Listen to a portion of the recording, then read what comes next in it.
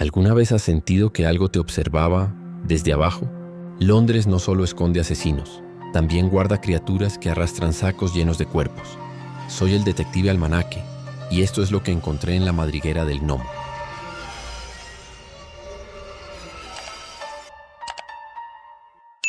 El humo de las chimeneas se alzaba como dedos espectrales hacia un cielo que jamás parecía aclarar completamente. Londres tenía sus monstruos, sí. Algunos usaban chistera y se paseaban por los salones de Westminster. Otros empuñaban bisturí en los callejones de Whitechapel. Pero había criaturas que se arrastraban por las grietas de esta ciudad. Y de todas ellas, la que voy a relatarles fue la más repulsiva que jamás encontré. Mi nombre es Detective Almanaque. No el nombre que me dieron al nacer, sino el que adopté cuando decidí que ciertos casos merecían ser recordados, catalogados y archivados en los rincones más oscuros de la memoria humana. Casos que Scotland Yard prefiere olvidar. Casos que la prensa jamás publica. Casos que desafían toda lógica y toda cordura. Era una tarde de niebla espesa cuando Mrs. Whitmore apareció en mi oficina de Bloomsbury. Una mujer de mediana edad con el rostro surcado por lágrimas que parecían haber estado cayendo durante días. Sus manos temblaban mientras sostenía un pañuelo empapado. Y sus ojos tenían esa mirada vacía que solo he visto en piezas en aquellos que han presenciado algo que no debería existir. Detective Almanaque, murmuró con voz quebrada. Han desaparecido 3 personas en Bishopsgate. La policía dice que son coincidencias, pero yo sé que hay algo más. Me recliné en mi silla de cuero, observando cómo las sombras de la tarde se alargaban por las paredes de mi oficina. Los libros de ocultismo, los frascos con especímenes extraños y los periódicos amarillentos creaban una atmósfera que hacía que la mayoría de mis visitantes se sintieran incómodos. Pero Mrs. Whitmore no parecía notarlo. Estaba demasiado perdida en su propio horror. Cuénteme, le dije, encendiendo mi pipa, y no omita ningún detalle, por extraño que le parezca. Sus palabras fluyeron como un río desbordado, interrumpidas ocasionalmente por sollozos que parecían venir desde las profundidades de su alma. Me contó que había vivido en Bishopsgate toda su vida viendo cómo el barrio cambiaba lentamente. Las fábricas crecían como hongos venenosos, llenando el aire de humo negro y los ríos de desechos químicos.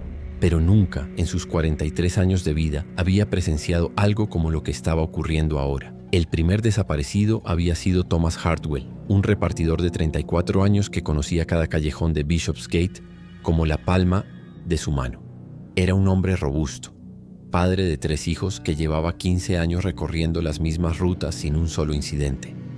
Su esposa, Marta, había insistido en que algo terrible le había ocurrido desde el momento en que no regresó para la cena. Thomas jamás se retrasaba, me explicó Mrs. Whitmore secándose los ojos. Era un hombre de rutinas, detective. Salía de casa a las 6 de la mañana, terminaba su ruta a las 4 de la tarde y regresaba a casa para cenar con su familia. Pero ese día había salido una mañana brumosa con su carreta llena de paquetes y jamás regresó. Su esposa encontró la carreta volcada cerca de Spitalfields, con los paquetes esparcidos por el suelo lodoso como piezas de un rompecabezas macabro. Los caballos habían sido encontrados 3 calles más allá, aterrorizados y sudorosos, como si hubieran huido de algo que los había llenado de un terror primordial. Pero lo extraño, lo verdaderamente extraño eran las marcas. ¿Qué tipo? ¿De marcas? Pregunté tomando notas en mi cuaderno de cuero negro. Musgo fresco, detective. Hilos de musgo verde que no pertenecían a ese lugar. Y huellas. Huellas pequeñas con solo 3 dedos como si fueran de un niño deforme. Pero también había surcos en el barro, como si hubieran arrastrado algo pesado. El segundo caso había ocurrido una semana después y había sido aún más perturbador. Benjamin Cook, un zapatero de 28 años, era conocido en todo Bishopsgate por la calidad de sus reparaciones y por su carácter jovial. Su pequeño taller en Dorset Street era un punto de reunión informal, donde los trabajadores del barrio se detenían a charlar mientras esperaban que Benjamin reparara sus botas desgastadas por las largas jornadas en las fábricas. La noche de mi noche siguiente, su desaparición, Benjamin había cerrado su taller exactamente a las 8, como hacía todos los días desde hacía 5 años. Mrs. Pembroke, que regentaba la panadería de al lado, lo había visto apagar las lámparas de aceite y cerrar con llave la puerta principal. Le había deseado buenas noches, como siempre, y él había respondido con su característica sonrisa y un tip de su sombrero. Pero Benjamin nunca llegó a su casa en Bethnal Green. Su esposa, Emily, había esperado hasta medianoche antes de salir. a buscarlo, recorriendo la ruta que él tomaba todas las noches. Era un camino que Benjamin conocía de memoria. Por Commercial Street, pasando frente a la iglesia de Saint Botolph, con su campanario que se alzaba como un dedo acusador hacia el cielo plomizo, luego por Wentworth Street hasta llegar a su modesto hogar en una casa de huéspedes. Los vecinos habían confirmado haberlo visto pasar frente a la iglesia, caminando con su paso característico y silbando una melodía que solía tararear mientras trabajaba. Pero después de ese punto, Benjamin Cook simplemente se había desvanecido, como si la niebla londinense se lo hubiera tragado. Al día siguiente, un grupo de niños que jugaban en un callejón estrecho entre dos fábricas textiles había hecho un descubrimiento macabro. Las herramientas de Benjamin estaban esparcidas por el suelo lodoso. Martillos, punzones, cuchillas de cuero, todos los instrumentos de su oficio desperdigados como si hubieran sido arrojados durante una lucha desesperada. Pero junto a las herramientas estaban los mismos rastros inexplicables que habían aparecido en el sitio de la desaparición de Thomas. Musgo fresco que parecía haber crecido de la noche a la mañana, huellas de 3 dedos impresas en el barro con una profundidad que sugería un peso considerable, y las misteriosas marcas de arrastre que serpentaban por el callejón como las huellas de una serpiente gigantesca. Y había algo más, algo que los niños que encontraron las herramientas habían mencionado a sus padres, pero que los adultos habían desestimado como producto de la imaginación infantil. Habían encontrado pelos verdes y ásperos como musgo seco, enredados en las cerdas de un cepillo para cuero que Benjamin siempre llevaba consigo. Y el tercero. Mrs. Whitmore se quebró completamente, y por un momento pensé que no podría continuar. Sus manos temblaron violentamente mientras sacaba un pañuelo limpio de su bolso, y cuando finalmente logró hablar, su voz era apenas un susurro. El tercero era mi pequeño Edward, mi único hijo. Solo tenía 8 años. La habitación se llenó de un silencio tan denso que podía cortarse con cuchillo. Dejé mi pipa sobre el escritorio y me incliné hacia adelante preparándome para escuchar lo que claramente sería el relato más doloroso de todos. Edward había sido un niño excepcional, me contó su madre entre lágrimas. Inteligente más allá de sus años, con una curiosidad insaciable sobre el mundo que lo rodeaba. Le encantaba leer los periódicos que su madre traía a casa, especialmente las secciones sobre exploraciones en tierras lejanas y descubrimientos científicos. Soñaba con convertirse en explorador cuando creciera, o quizás en inventor como el famoso Mr. Edison del que tanto hablaban los periódicos. La tarde de su desaparición había sido particularmente fría para la época del año. Una brisa húmeda venía del Támesis, trayendo consigo el olor a brea y pescado podrido que caracterizaba los muelles de Londres. Mrs. Whitmore había permitido que Edward jugara en la calle frente a su casa por 1 hora antes de la cena, como hacía todos los días cuando el clima lo permitía. Estaba jugando con su pelota favorita, me explicó con la voz quebrada por el dolor. Una pelota de cuero rojo que le había regalado su padre antes de que muriera en un accidente en los muelles el año pasado. Era lo único que le quedaba de él, detective. Lo único que... Se detuvo, incapaz de continuar por un momento. Cuando finalmente logró recuperar la composure, continuó con su relato. Edward había estado rebotando la pelota contra la pared de ladrillo de su casa. Un juego simple pero que lo mantenía entretenido durante horas. Mrs. Whitmore podía escuchar desde la cocina el sonido rítmico de la pelota golpeando la pared. Thump, thump, thump. Un sonido reconfortante que le indicaba que su hijo estaba seguro y feliz. Pero entonces el sonido se detuvo. Al principio Mrs. Whitmore no le dio importancia. Pensó que Edward habría corrido tras la pelota si se había alejado demasiado, o que quizás estaba hablando con alguno de los niños vecinos. Pero cuando pasaron 5 minutos sin escuchar nada, una sensación de inquietud comenzó a crecer en su pecho. ¿Cuándo fue la última vez que vio a Edward? Salí a llamarlo para cenar exactamente a las 6:30. Respondió consultando un reloj de bolsillo dorado que colgaba de una cadena en su cuello. Siempre cenábamos a Pagin a esa hora. Pero cuando abrí la puerta, había desaparecido.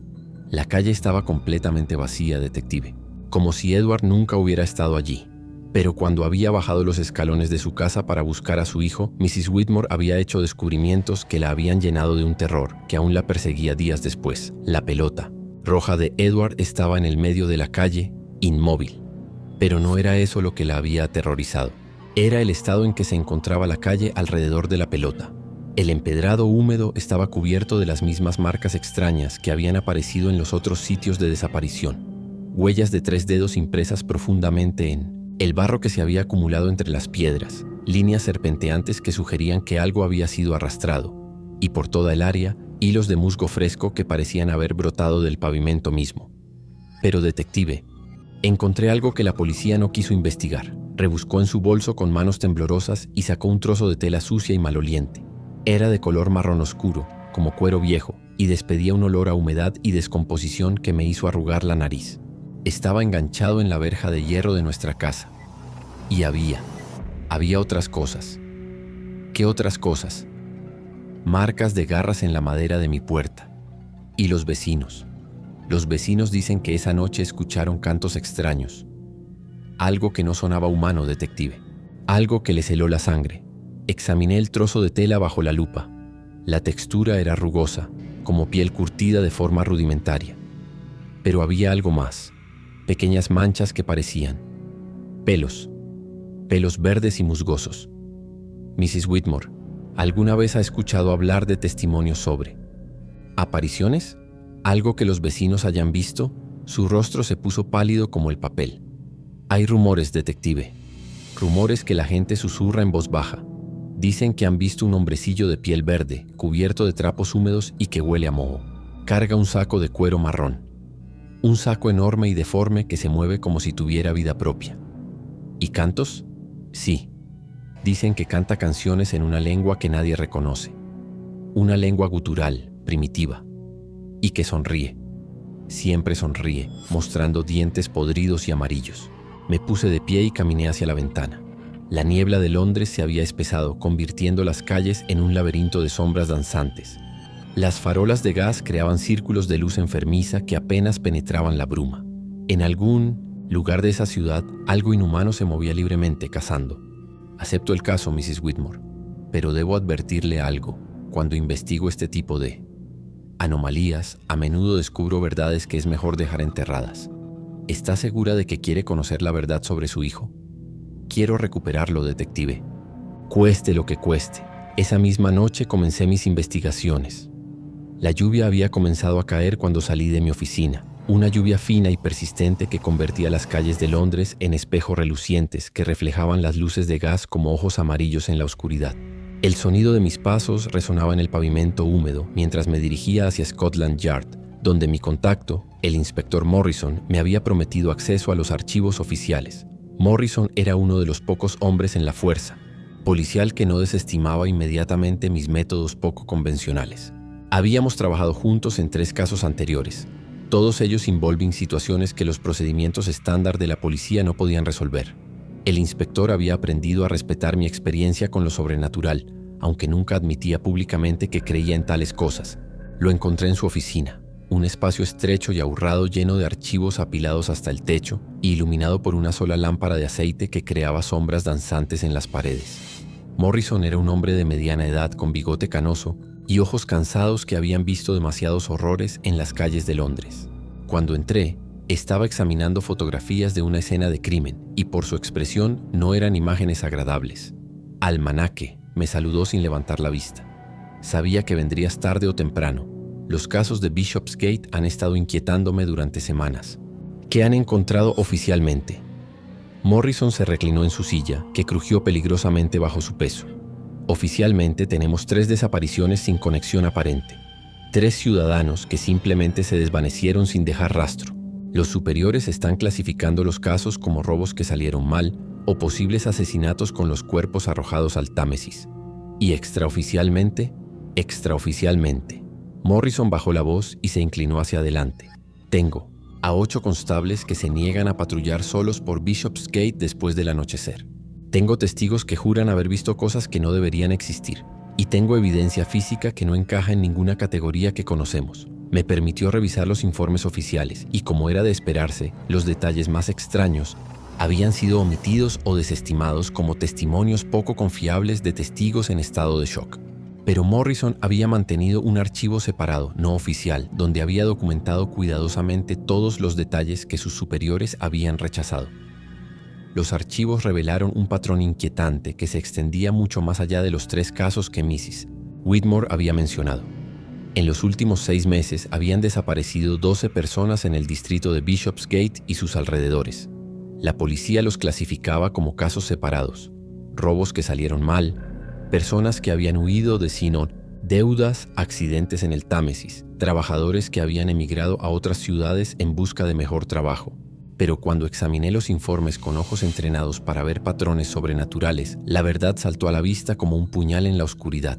Todos los desaparecidos habían sido vistos por última vez durante las horas del crepúsculo, esa hora liminal cuando el día cede paso a la noche y las sombras cobran vida propia. Todos habían dejado rastros de musgo fresco y huellas de 3 dedos. Y en todos los casos había testigos que mencionaban haber escuchado sonidos extraños que los investigadores habían desestimado como ruidos urbanos normales o productos de la imaginación. Pero había algo más. Algo que me hizo que un escalofríos me recorriera la columna vertebral mientras examinaba los mapas que Morrison había preparado. ¿Has notado el patrón geográfico?, le pregunté, señalando las ubicaciones marcadas en el mapa de Londres. Morrison asintió gravemente. Forman una espiral, ¿verdad? Como si algo estuviera moviéndose sistemáticamente desde los bordes exteriores hacia algún punto central. Revisando mapas antiguos de Londres, descubrí que todos los sitios de desaparición estaban conectados por una red de túneles abandonados que databan de la época romana. Túneles que ahora servían como alcantarillas y pasajes subterráneos que muy poca gente conocía y que nadie se atrevía a explorar.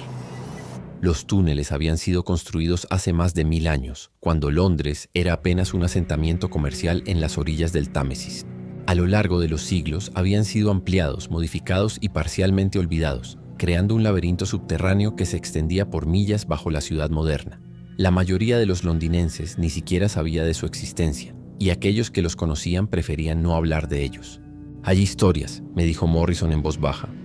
Historias que los trabajadores de las alcantarillas se cuentan entre ellos cuando creen que nadie está escuchando.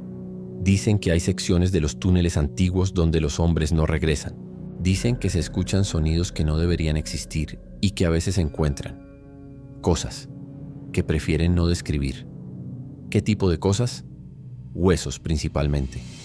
Huesos muy antiguos, pero también algunos recientes. Y marcas en las paredes.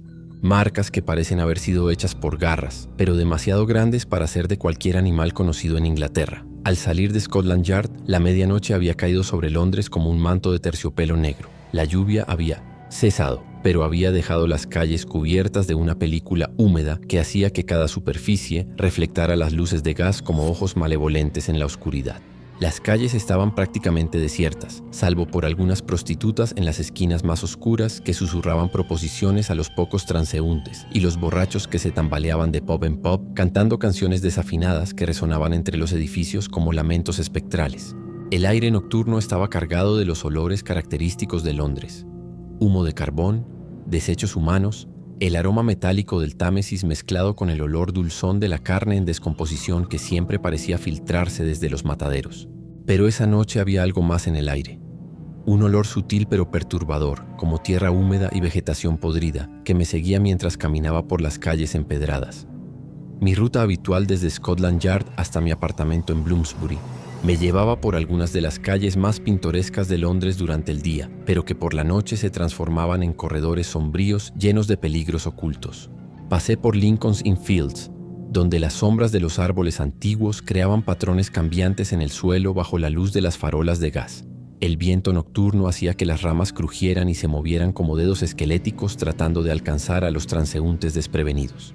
Pero mientras caminaba por Bishopsgate con mi bastón firmemente empuñado y mi revólver cargado con balas benditas oculto bajo mi abrigo, tuve la inquietante sensación de estar siendo observado. Era una sensación que conocía bien, desarrollada, a lo largo de años investigando casos que desafiaban toda lógica. La presencia de algo que no pertenecía a este mundo, algo que me estudiaba con la paciencia de un depredador que acecha a su presa. Los vellos de mi nuca se erizaron y un frío que no tenía nada que ver con el clima londinense se extendió por mi columna vertebral. Me detuve bajo una farola de gas, fingiendo consultar mi reloj de bolsillo, pero en realidad estaba usando el reflejo del cristal para examinar la calle detrás de mí. Las llamas vacilantes de la farola creaban un círculo de luz amarillenta que apenas penetraba la oscuridad circundante, y más allá de ese círculo, las sombras parecían moverse con vida propia. Al principio no vi nada fuera de lo normal. Las calles estaban tan vacías como era de esperarse a esa hora. Luego, en el callejón que acababa de pasar, percibí un movimiento. Una sombra que se deslizaba pegada a las paredes, demasiado baja para ser un hombre adulto, pero demasiado ágil para ser un niño. Se movía con una fluidez antinatural, como si no estuviera completamente sujeta a las leyes de la física que gobernaban a los seres mortales. Guardé el reloj y continué caminando, pero ahora con todos mis sentidos alerta. Había aprendido, a través de experiencias que prefería no recordar, que mostrar miedo o pánico ante una entidad sobrenatural solo servía para alimentar su poder. La mejor estrategia era mantener la composure mientras se preparaba mentalmente para cualquier confrontación que pudiera surgir. Los sonidos de Londres nocturno me parecían amplificados. El goteo del agua en las alcantarillas sonaba como el tic-tac de un reloj gigantesco marcando el tiempo hasta algún evento terrible. El chirrido de las ratas entre los desechos parecía formar patrones que casi sonaban como palabras en un idioma olvidado. Y el gemido del viento entre los edificios se mezclaba con sonidos que definitivamente no eran naturales. Y por debajo de todo eso, casi imperceptible pero inequívocamente presente, el sonido de algo que se arrastraba por el pavimento húmedo. Un sonido rítmico pero irregular, como si quien lo producía tuviera dificultades para mantener el equilibrio o estuviera cargando algo pesado. Aceleré el paso, pero cuidándome de no parecer que estaba huyendo. En mi experiencia, las criaturas sobrenaturales eran como los perros salvajes. Si detectaban miedo, se volvían más agresivas. Pero también sabía que muchas de estas entidades tenían reglas peculiares que regían su comportamiento. Algunas no podían atacar a menos que fueran provocadas directamente. Otras solo tenían poder en ciertos lugares o durante ciertas horas. Mi esperanza era que cualquiera que fuera la cosa que me seguía estuviera limitada de alguna manera que me permitiera llegar a casa con seguridad. Cuando finalmente llegué a mi apartamento en Bloomsbury, mi corazón latía con fuerza, pero no había ocurrido ningún incidente directo. Sin embargo, cuando me volví para cerrar la puerta con llave detrás de mí, pude ver una figura pequeña y oscura parada bajo una farola al final de la calle. Era demasiado distante para distinguir detalles, pero había algo en su postura que me resultaba profundamente perturbador. La figura permaneció inmóvil durante varios minutos y tuve la inequívoca sensación de que me estaba estudiando, memorizando la ubicación de mi hogar. Luego, tan súbitamente como había aparecido, se desvaneció en las sombras, dejando solo la farola solitaria proyectando su círculo de luz amarillenta en la calle vacía. Cada vez que cerraba los ojos, veía la imagen de un saco de cuero marrón, moviéndose con vida propia, y escuchaba un canto gutural que parecía venir de las profundidades mismas de la tierra. La mañana siguiente amaneció gris y húmeda como todas las mañanas de noviembre en Londres, pero había algo diferente en el aire, una tensión que hacía que los caballos se pusieran nerviosos y que los perros ladraran sin motivo aparente. Era como si toda la ciudad presintiera que algo terrible estaba a punto de suceder. Decidí comenzar mi investigación visitando los sitios donde habían desaparecido las víctimas. El primer lugar era el callejón donde habían encontrado las herramientas del zapatero Benjamin Cook. Era un pasaje estrecho entre dos edificios de ladrillo ennegrecido por décadas de humo industrial, apenas lo suficientemente ancho para que pasara una persona con los brazos extendidos.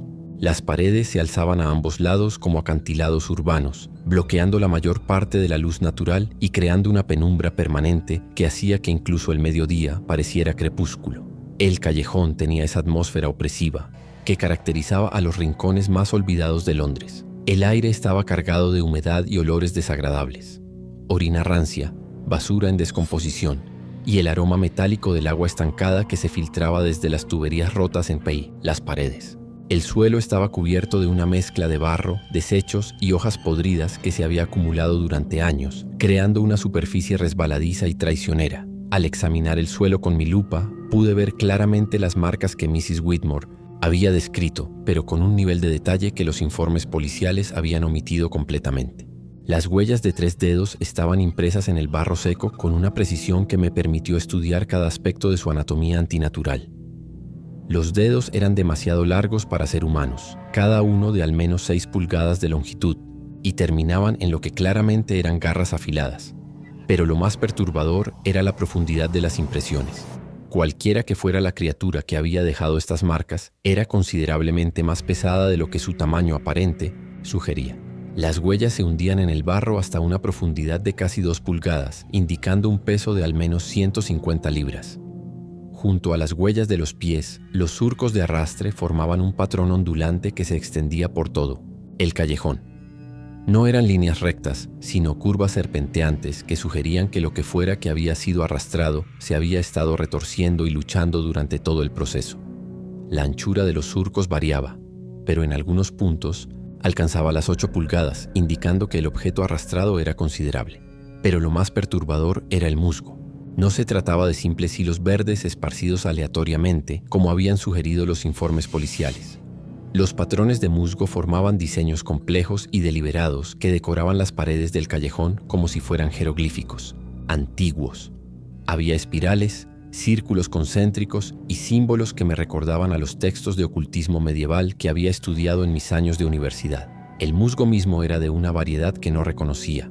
Era más verde y luminoso que cualquier musgo nativo de Inglaterra, y cuando lo toqué con un pañuelo, dejó una sustancia viscosa que tenía un olor dulzón y nauseabundo, como carne en descomposición mezclada con vegetación podrida. ¿Puedo ayudarle en algo? Me volví bruscamente, sorprendido por la voz que había roto el silencio opresivo del callejón. Un hombre mayor, vestido con ropas raídas que habían visto mejores días, me observaba desde la entrada del callejón. Su cara estaba surcada por arrugas profundas que hablaban de una vida de trabajo duro y preocupaciones constantes, y sus ojos tenían esa mirada turbia y distante de quien ha visto demasiado de los aspectos más oscuros de la vida urbana. Se apoyaba pesadamente en un bastón improvisado hecho de madera de desecho, y su postura encorvada sugería años de trabajo físico que habían cobrado su precio en su cuerpo. A pesar de su apariencia desgastada, había una inteligencia aguda en sus ojos que me hizo comprender inmediatamente que este hombre podría ser una fuente valiosa de información. Soy el detective Almanaque. Estoy investigando las desapariciones. En esta zona, el hombre se acercó cojeando, cada paso acompañado por el sonido de su bastón golpeando el pavimento húmedo. Cuando llegó lo suficientemente cerca como para que pudiera ver claramente su rostro, noté que tenía una cicatriz que se extendía desde su sien izquierda hasta la esquina de su boca, probablemente el resultado de algún accidente industrial de años atrás.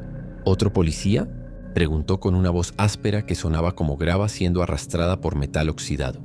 Ya vinieron varios. Ninguno quiso escuchar lo que realmente vimos esa noche. Dijeron que éramos unos borrachos viejos hablando tonterías. Yo no, soy de Scotland Yard. Y le aseguro que escucharé todo lo que tenga que decir, sin importar cuán extraño pueda sonar.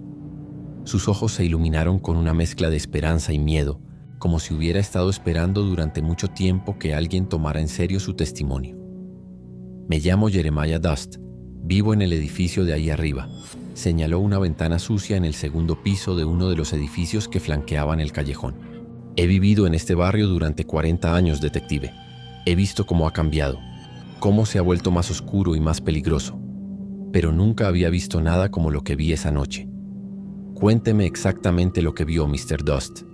Y no, omita ningún detalle, por extraño que pueda parecer. Jeremiah miró nerviosamente hacia ambos extremos del callejón, como si temiera que algo pudiera estar escuchando nuestra conversación. Luego se acercó más y bajó la voz hasta convertirla en un susurro conspirativo. Esa noche no podía dormir, detective.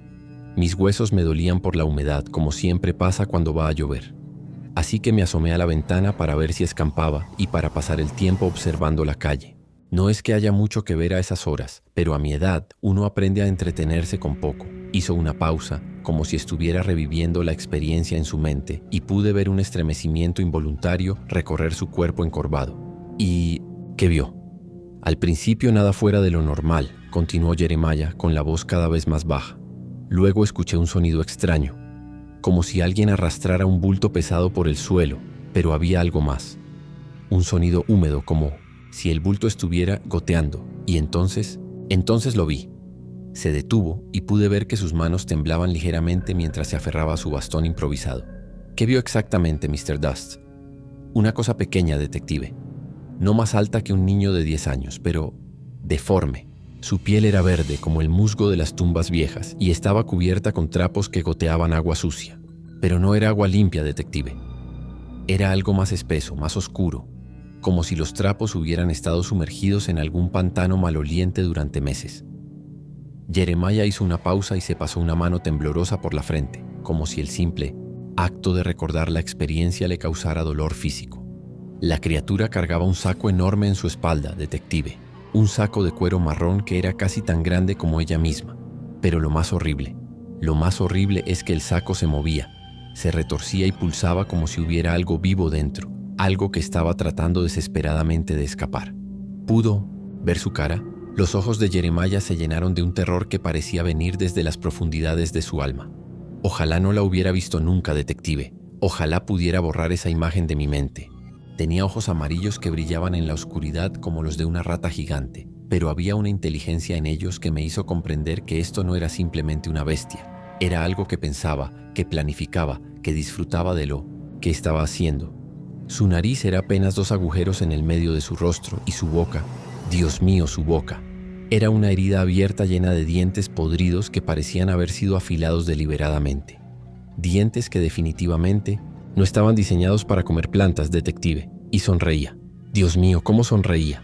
Mostraba todos esos dientes nauseabundos en una expresión de placer sádico que me hizo comprender que disfrutaba del sufrimiento de otros. ¿Qué hizo la criatura mientras estuvo en el callejón?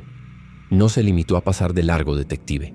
Se detuvo justo debajo de mi ventana y comenzó a realizar algún tipo de ritual. Esparció más musgo por las paredes, ese musgo verde y brillante que parece casi luminoso en la oscuridad. Y mientras lo hacía, cantaba. ¿Cantaba? Sí, detective. Cantaba en una lengua que jamás había escuchado en mis 40 años viviendo en este barrio. Sonaba como el agua corriendo por una garganta llena de grava. Pero había una cadencia en la melodía, un ritmo que me hizo comprender que se trataba de algún tipo de invocación, como si estuviera llamando a algo o agradeciendo a algo. Jeremiah se estremeció visiblemente y miró hacia las manchas de musgo que aún decoraban las paredes del callejón, y mientras cantaba, detective, hizo marcas en el suelo con sus garras, patrones complejos que parecían tener algún significado. Círculos dentro de círculos, espirales que parecían hipnotizar si uno las miraba demasiado tiempo. ¿Cuánto tiempo permaneció aquí? Sintió como una eternidad, pero probablemente fueron solo 10 o 15 minutos. Pero para mí, detective, cada segundo fue una agonía. Tenía terror de que me viera, pero al mismo tiempo no podía apartar la mirada. Era como si estuviera presenciando algo que no debería existir, algo que desafiaba todo lo que creía saber sobre el mundo. ¿Hacia dónde se dirigió cuando se fue? Hacia las alcantarillas, detective. Ahí está la parte más aterradora de todo. Esa cosa pequeña y deforme caminó hasta la rejilla de hierro que está al final del callejón. Levantó como si no pesara nada y desapareció en las profundidades. Pero antes de irse me miró directamente. ¿Le vio a usted? Sí, detective. Levantó su cabeza deforme hacia mi ventana y me miró directamente a los ojos. Y sonrió aún más ampliamente, mostrando todos esos dientes podridos, como si supiera que yo lo había estado observando desde el principio, como si me hubiera estado esperando, como si todo el ritual hubiera sido una representación para mi beneficio. La información que Jeremiah me había proporcionado era invaluable, pero también profundamente perturbadora. Confirmaba no solo la existencia de la criatura, sino también que sus acciones seguían algún tipo de patrón ritual. No se trataba de un animal salvaje cazando aleatoriamente, sino de algo que actuaba con propósito e inteligencia. Después de obtener toda la información posible de Jeremiah, le di las gracias y le dejé mi tarjeta, pidiéndole que me contactara inmediatamente si veía o escuchaba algo más relacionado con la criatura. El viejo hombre asintió vigorosamente, claramente aliviado de haber encontrado finalmente a alguien que tomaba en serio su testimonio. Visité los otros 2 sitios de desaparición durante el resto del día, y en cada uno encontré el mismo patrón, inquietante. Huellas de 3 dedos impresas profundamente en el suelo, musgo fresco dispuesto en patrones rituales, surcos de arrastre que indicaban una lucha, y testimonios de vecinos que habían visto la misma criatura verdosa moviéndose por las sombras con su carga siniestra. Pero había algo más que comenzaba a inquietarme mientras compilaba toda la evidencia. Los patrones de musgo no eran aleatorios, y cuando marqué todas las ubicaciones en un mapa de Londres y tracé líneas conectándolas, formaban una espiral perfecta que convergía hacia el centro. Y ese centro estaba directamente sobre una de las secciones más antiguas del sistema de alcantarillado romano, un área que los mapas modernos marcaban simplemente como túneles abandonados. Era hora de descender a las profundidades. Esa noche, equipado con una linterna de aceite de alta calidad, mi revólver cargado con balas benditas por el padre Mackenzie de la iglesia de Saint Bartholomew, un crucifijo de plata maciza, varios frascos de agua bendita y una bolsa de sal consagrada que había aprendido a llevar después del caso de los espíritus de Camden, me dirigí hacia la entrada de las alcantarillas en Bishopsgate. El área alrededor de la entrada era incluso más siniestra por la noche. Las sombras parecían más densas, más substanciales, como si estuvieran compuestas de algo más que la simple ausencia de luz. El aire tenía una calidad espesa y opresiva que hacía que cada respiración fuera un esfuerzo consciente, y había sonidos que definitivamente no pertenecían a la Londres normal, susurros que parecían venir de ninguna parte, crujidos que sonaban como huesos rompiéndose, y ocasionalmente, muy débilmente, algo que podría haber sido risas. La rejilla de hierro que Jeremiah había mencionado estaba efectivamente desplazada, como si hubiera sido movida recientemente por alguien, con una fuerza considerable. Cuando la moví completamente para crear una abertura lo suficientemente grande como para que pudiera pasar, un olor nauseabundo me golpeó como una bofetada física, tan intenso que tuve que cubrirme la nariz y la boca con un pañuelo empapado, en agua de colonia. No era solo el olor típico de las cloacas londinenses, ese aroma familiar de desechos humanos y agua estancada que cualquier habitante de la ciudad había aprendido a tolerar. Era algo más profundo, más orgánico y mucho más perturbador. Como carne en descomposición mezclada con tierra húmeda y vegetación podrida, pero con un undertone dulzón que me recordaba al olor de las flores que se colocan en los funerales. Después de varios días, descendí por la escalera de hierro oxidado, cada peldaño crujiendo ominosamente bajo mi peso y creando ecos que se extendían por las profundidades como los latidos de un corazón gigantesco. La linterna creaba un círculo de luz amarillenta que apenas lograba penetrar las tinieblas que se extendían en todas direcciones, y las sombras que bailaban en los bordes de la iluminación parecían tener vida propia. El agua me llegaba hasta los tobillos, fría y espesa, con una consistencia que definitivamente no era la del agua normal. Era más viscosa, más densa, y cuando la luz de mi linterna la iluminaba, podía ver partículas extrañas flotando en ella que brillaban con una fosforescencia verdosa muy sutil. Los túneles eran más amplios de lo que había esperado, claramente construidos para durar milenios.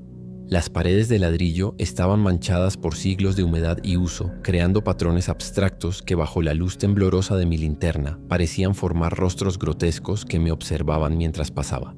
El techo abovedado desaparecía en las sombras superiores, dando la impresión de que me encontraba en una catedral subterránea dedicada a algún dios olvidado y malévolo.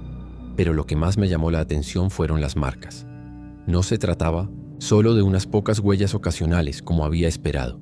Por todas partes, en las paredes y en el suelo lodoso, había evidencia de una presencia prolongada y sistemática. Cientos de huellas de 3 dedos cubrían cada superficie, algunas frescas y otras claramente antiguas, creando un palimpsesto de actividad que se extendía por años, posiblemente décadas. Y el musgo formaba patrones complejos que definitivamente no eran naturales.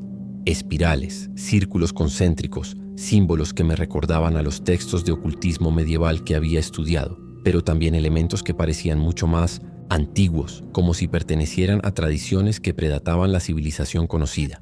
En algunas secciones de los túneles, el musgo era tan denso que cubría completamente las paredes, creando una especie de tapiz verdoso que pulsaba suavemente, con su propia luz fosforescente. Cuando examiné este fenómeno más de cerca, me di cuenta de que los pulsos seguían un ritmo regular, casi como si el musgo estuviera respirando. Seguí las huellas más frescas, que me llevaron por un pasaje cada vez más estrecho. Las paredes se cerraban gradualmente a mi alrededor y el techo se hacía más bajo, creando una sensación de claustrofobia que hacía que mi corazón latiera más rápido. El olor se intensificaba con cada paso, volviéndose casi insoportable, y comencé a escuchar sonidos en la distancia. Al principio eran apenas audibles, un chapoteo irregular, como si algo grande se moviera por el agua con dificultad. Luego, gradualmente, otros sonidos se sumaron a la sinfonía subterránea. Rasguños que sonaban como garras contra piedra, gemidos que podrían haber sido de origen humano o algo pretendiendo ser humano, y por debajo de todo eso apenas audible, pero inequívocamente presente, el sonido de una voz cantando. Era la canción gutural que Jeremiah había descrito, pero escucharla en los confines claustrofóbicos de los túneles era infinitamente más aterrador que cualquier descripción. La melodía primitiva y perturbadora parecía rebotar en las paredes del túnel, creando ecos que la distorsionaban y multiplicaban hasta convertirla en un coro demoníaco que venía de todas las direcciones a la vez. Me detuve y apagué la linterna, sumergiéndome en una oscuridad tan completa que parecía tener peso físico. En esa oscuridad absoluta, mis otros sentidos se agudizaron dramáticamente. Podía escuchar mi propia respiración acelerada por la tensión, los latidos de mi corazón que sonaban como tambores de guerra, el goteo constante del agua desde algún lugar indeterminado. Y algo más, pasos. Pasos que se acercaban desde la dirección hacia la que me dirigía. Pero no eran pasos humanos normales. El ritmo era irregular y extraño, como si quien caminaba tuviera dificultades para mantener el equilibrio o estuviera cargando algo extremadamente pesado. Entre cada paso escuchaba el sonido inconfundible de algo grande y pesado siendo arrastrado por el agua, acompañado por sonidos que podrían haber sido gemidos ahogados. Encendí la linterna nuevamente y apunté hacia el sonido, preparándome mentalmente para lo que sabía que iba a ver. Lo que apareció en el haz tembloroso de mi linterna superó mis peores expectativas. Lo que vi me hizo retroceder instintivamente hasta que mi espalda chocó contra la pared del túnel. Unos 20 metros de distancia, iluminada por el haz tembloroso de mi linterna, estaba la criatura. Era exactamente como la habían descrito los testigos, pero verla en persona era infinitamente peor que cualquier descripción. Su estatura era la de un niño de 10 años, pero su cuerpo estaba grotescamente desproporcionado. Los brazos eran demasiado largos, colgando casi hasta el suelo, y terminaban en manos con 3 dedos que parecían garras. Su piel tenía un tono verdoso enfermizo como el de un cadáver que hubiera estado sumergido en agua estancada durante semanas. Pero su cara era lo más horrible de todo. Los ojos eran amarillos y brillantes, sin párpados aparentes, y me miraban con una inteligencia malévola que me hizo comprender que esto no era una simple bestia.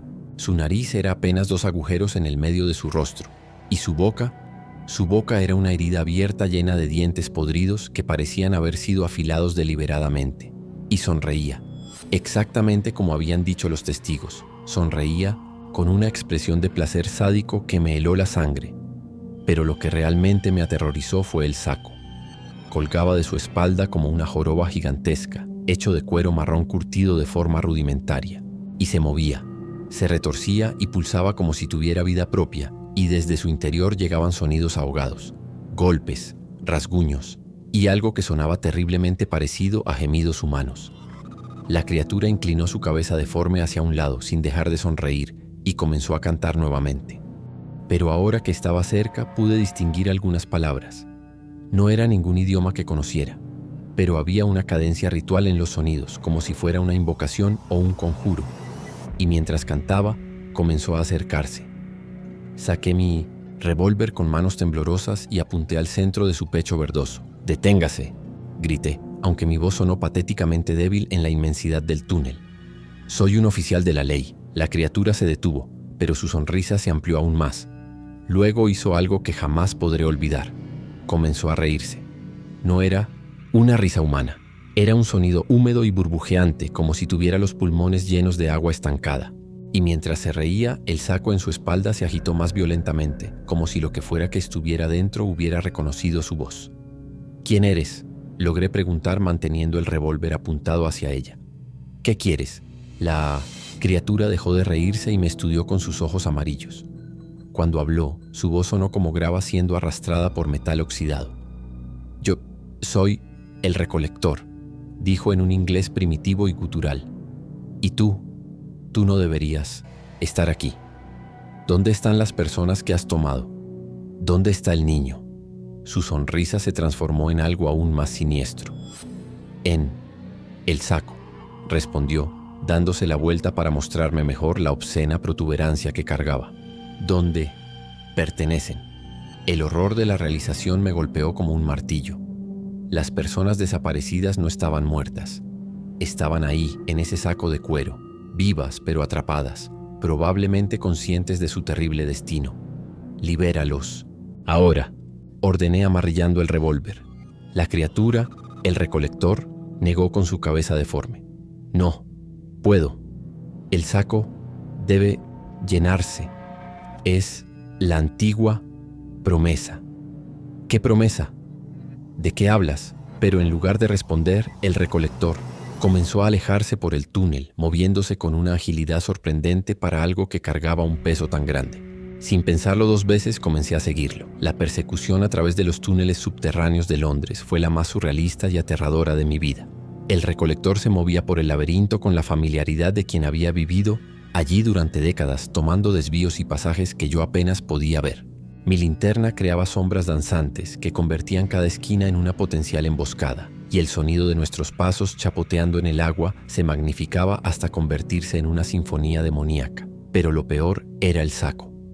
A medida que la criatura corría, el saco se agitaba más violentamente. y los sonidos que salían de él se volvían más desesperados. Podía escuchar voces humanas ahogadas, súplicas que me partían el corazón y me daban fuerzas para continuar la persecución. Después de lo que me pareció una eternidad, llegamos a una cámara circular que claramente era anterior a cualquier construcción romana. Las paredes estaban talladas en la roca viva, cubiertas de símbolos que pulsaban con una luz verdosa propia. En el centro de la cámara había un pozo circular lleno de agua negra que parecía no tener fondo, y alrededor del pozo había docenas de sacos de cuero marrón, todos moviéndose, todos conteniendo vida. El recolector se detuvo junto al pozo y dejó caer su carga. El saco golpeó el suelo de piedra con un sonido húmedo y sólido, y inmediatamente comenzó a retorcerse con renovada desesperación. Aquí es donde pertenecen, dijo la criatura señalando los otros sacos. ¿Dónde esperan? ¿Esperan qué?, pregunté manteniendo el revólver apuntado, pero cada vez más consciente de que las balas ordinarias probablemente no servirían de nada contra esta cosa. El despertar del profundo, respondió comenzando a caminar en círculos alrededor del pozo. Cuando el número sea completo, él despertará. Mientras hablaba, los símbolos en las paredes pulsaban con más intensidad y el agua del pozo comenzó a burbujear. Desde sus profundidades llegaba un sonido grave y rítmico, como un latido gigantesco. ¿Cuántos más necesitas?, pregunté tratando de ganar tiempo mientras evaluaba mis opciones. Pocos, muy pocos, respondió el recolector y su sonrisa se volvió aún más amplia. Tal vez solo uno más, y entonces se abalanzó sobre mí. La criatura se movía con una velocidad inhumana, sus garras extendidas hacia mi garganta. Disparé 3 veces en rápida sucesión. Las balas lo alcanzaron en el pecho, pero apenas lo hicieron tambalearse. Un líquido verdoso y espeso brotó de las heridas, pero la criatura siguió avanzando. Me arrojé hacia un lado justo cuando sus garras pasaron rozando mi cuello y rodé por el suelo húmedo hasta ponerme de pie nuevamente. El recolector se volvió hacia mí y ahora su expresión ya no era de burla sádica, era de furia primitiva. «Tú no perteneces aquí», gruñó preparándose para otro ataque. Fue entonces cuando recordé los frascos de agua bendita que llevaba en mi abrigo. Saqué uno y lo arrojé contra la criatura.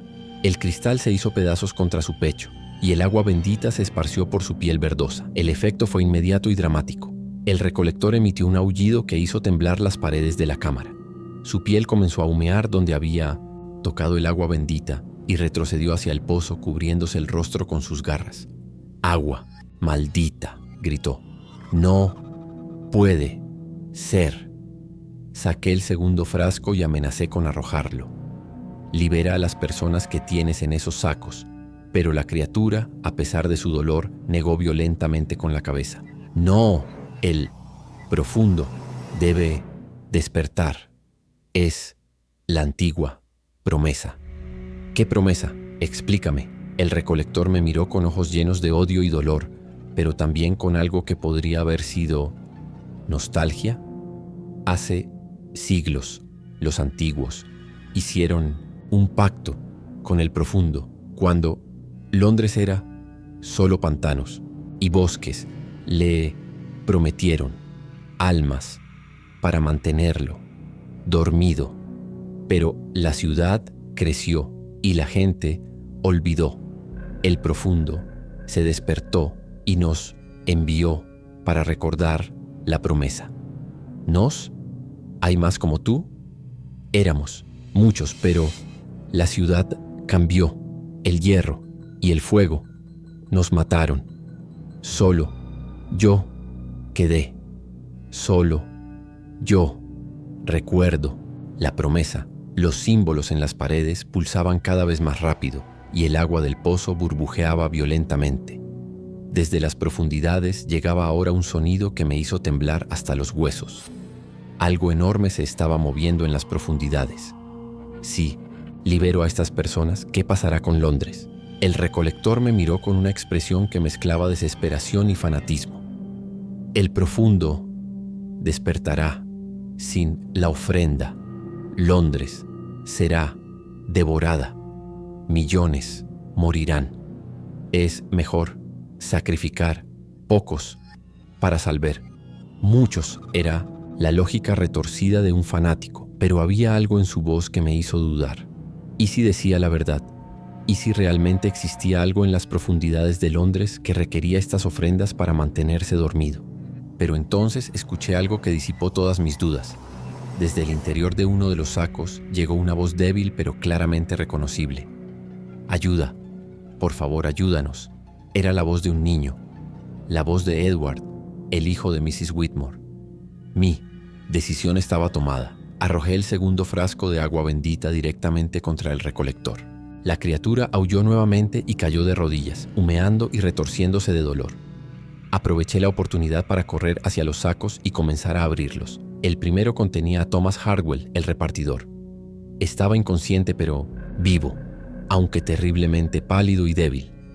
El segundo saco contenía a Benjamin Cook, el zapatero, en similares condiciones.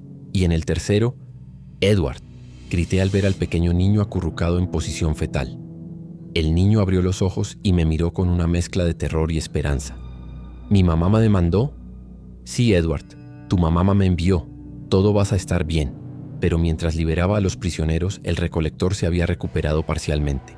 Se alzó tambaleándose, con su piel aún humeando, y me miró con odio puro. «Has condenado a todos», gritó. «El profundo despertará. Londres pagará». Y entonces sucedió algo que jamás había visto en mis años investigando: lo sobrenatural. La criatura comenzó a cambiar. Su piel verdosa se volvió más oscura, casi negra, y su cuerpo comenzó a hincharse. Sus brazos se alargaron aún más, y de su espalda comenzaron a brotar algo parecido a tentáculos. Sus ojos amarillos se multiplicaron, apareciendo por toda su cara y su cuello, todos fijos en mí con malevolencia homicida. «El profundo me da poder», rugió con una voz que ya no sonaba remotamente humana. «Tú morirás por tu interferencia». El agua del pozo burbujeaba ahora violentamente, y desde sus profundidades emergía una luz verdosa que iluminaba toda la cámara. Los símbolos en las paredes pulsaban al unísono, creando un patrón hipnótico y nauseabundo, pero yo tenía un as bajo la manga. Del bolsillo interior de mi abrigo saqué mi arma secreta, un crucifijo de plata maciza que había sido bendecido por el arzobispo de Canterbury personalmente. Lo había conseguido años atrás, cuando investigué el caso de los vampiros de Highgate, y desde entonces lo llevaba siempre conmigo. En el nombre del Padre, del Hijo y del Espíritu Santo, te ordeno que regreses a las profundidades de donde viniste. El crucifijo comenzó a brillar con una luz blanca y pura que contrastaba dramáticamente con la luz verdosa del pozo. El recolector transformado aulló de dolor y retrocedió, cubriéndose con sus brazos mutados. «No, la luz, maldita. No puede ser». Avancé hacia la criatura manteniendo el crucifijo en alto. Con cada paso que daba, la luz se intensificaba y el recolector retrocedía más. «Libera las almas que has corrompido. Rompe el pacto maldito. No puedo. El profundo me controla. Puedes elegir. Siempre puedes elegir». Fue entonces cuando vi algo en los múltiples ojos de la criatura. Una chispa de humanidad, reconocimiento, arrepentimiento. Yo era humano. «Una vez», murmuró con voz quebrada. «Hace tanto tiempo que ya no recuerdo mi nombre. ¿Qué te pasó?»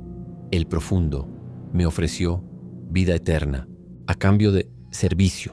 Era joven y estúpido y tenía miedo de morir. Pero la vida eterna, sin alma, no es vida. Es tortura».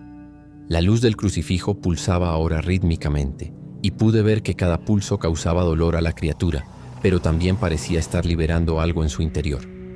«Puedes romper el pacto», le dije. «Puedes elegir hacer lo correcto. Pero si rompo el pacto, el profundo tendrá que enfrentarse a algo más poderoso que él. Tendrá que enfrentarse a la elección libre de un alma humana». La criatura me miró en silencio durante varios segundos. Luego, lentamente asintió. «Sí, puedo elegir». Y entonces, con un movimiento que me sorprendió por su deliberada tranquilidad, el recolector caminó hacia el pozo burbujeante. «Espera», grité. «No tienes que destruirte. Podemos encontrar otra manera». pero la criatura negó con su cabeza deforme. No, detective. Algunos daños no pueden ser reparados, solo pueden ser terminados. Se volvió hacia mí una última vez, y por un momento su expresión fue completamente humana. Cuida de los liberados y recuerda que incluso los monstruos pueden elegir la redención. Y con esas palabras se arrojó al pozo. Lo que siguió fue un espectáculo que jamás podré describir adecuadamente con palabras. El agua del pozo se volvió de un color rojo sangre, y desde sus profundidades emergió un rugido que me hizo caer de rodillas. Los símbolos en las paredes comenzaron a agrietarse y desmoronarse, y toda la cámara tembló como si fuera a colapsar. Pero más aterrador que todo eso fue el sonido que vino después del rugido, un gemido largo y melancólico, como el de una ballena moribunda, que parecía venir de las profundidades mismas de la tierra. Era el sonido de algo antiguo y poderoso que se desvanecía, que regresaba a un sueño del que quizás nunca volvería a despertar. El profundo había perdido a su último servidor, y sin las ofrendas prometidas regresaba a las profundidades. Ayudé a Thomas, Benjamin y Edward a salir de la cámara que se desmoronaba. Los tres estaban débiles pero conscientes, y aunque tardaron varios días en recuperarse completamente, no sufrieron daños permanentes de su terrible experiencia. El pequeño Edward fue reunido con su madre en una escena que me recordó por qué valía la pena enfrentarse a los horrores sobrenaturales. Las lágrimas de alegría de Mrs. Whitmore cuando abrazó a su hijo me conmovieron más de lo que había esperado, pero la historia no termina ahí. 3 días después de los eventos, en las cámaras subterráneas recibí una visita inesperada en mi oficina. Era el inspector Morrison de Scotland Yard, pero no venía solo. Lo acompañaba un hombre mayor, vestido con ropas elegantes pero discretas, que tenía el aire de alguien acostumbrado a la autoridad. «Detective Almanaque», dijo Morrison. «Le presento al Lord Pemberton del Ministerio del Interior». Lord Pemberton me estudió con ojos penetrantes antes de hablar. «Detective, hemos estado revisando su expediente. Sus métodos poco convencionales han llamado nuestra atención. ¿En qué puedo ayudarles? Tenemos una proposición que hacerle. El Imperio Británico es vasto, detective, y se extiende por territorios donde ocasionalmente surgen situaciones que requieren a alguien con sus particulares habilidades. Saqué mi pipa y la encendí lentamente estudiando a mis visitantes. ¿Qué tipo de situaciones? Digamos que no todos los monstruos del mundo han sido catalogados por la ciencia occidental, y algunos de ellos requieren métodos que van más allá de los protocolos militares convencionales. Era una oferta tentadora. Viajar por el mundo, investigar misterios sobrenaturales, enfrentarme a criaturas que desafiaban toda lógica conocida. Pero había algo en la manera en que Lord Pemberton me observaba que me hacía sentir incómodo. ¿Y qué ganaría yo con esto? Recursos ilimitados, detective. Acceso a los archivos más secretos del imperio. Y la satisfacción de saber que está protegiendo no solo a Londres, sino al mundo entero, de amenazas que la mayoría de la gente ni siquiera puede imaginar. ¿Y si rechazo la oferta? La sonrisa de Lord Pemberton se volvió más fría. Bueno, detective, sus métodos han sido exitosos, pero también han sido extremadamente poco ortodoxos. Sería una lástima si Scotland Yard decidiera que ya no puede tolerar sus procedimientos irregulares. Era una amenaza apenas velada, pero una amenaza al fin y al cabo. Aceptar significaría convertirme en un agente del gobierno, perdiendo mi independencia pero ganando recursos y protección. Rechazar significaría probablemente el fin de mi carrera como investigador de lo sobrenatural. Necesito tiempo para pensarlo, respondí finalmente. Por supuesto, pero no demasiado tiempo. Detective, hey, situaciones urgentes que requieren atención inmediata. Después de que se fueron, me quedé solo en mi oficina, reflexionando sobre los eventos de los últimos días. Había salvado 3 vidas y aparentemente había protegido a Londres de una amenaza ancestral. Pero también había aprendido que existían fuerzas en el mundo que iban más allá de mi comprensión y que probablemente existían muchas más criaturas como el Recolector acechando en las sombras. Esa noche, mientras organizaba mis notas sobre el caso, encontré algo que me hizo detenerme en seco. Entre los papeles de mi escritorio había una hoja que no recordaba haber puesto ahí. Estaba escrita en una caligrafía antigua y elegante y decía simplemente, Detective Almanaque. Su trabajo con el Recolector fue impresionante, pero debe saber que él era solo uno de muchos. Los antiguos pactos son numerosos, y no todos los guardianes son tan flexibles en sus lealtades. Pronto nos conoceremos. Un amigo en las sombras, miré hacia la ventana de mi oficina. La niebla de Londres había regresado espesa y opresiva, convirtiendo las calles en un laberinto de sombras danzantes. En algún lugar de esa oscuridad sabía que había otras criaturas esperando, otros misterios que resolver, otros horrores que enfrentar.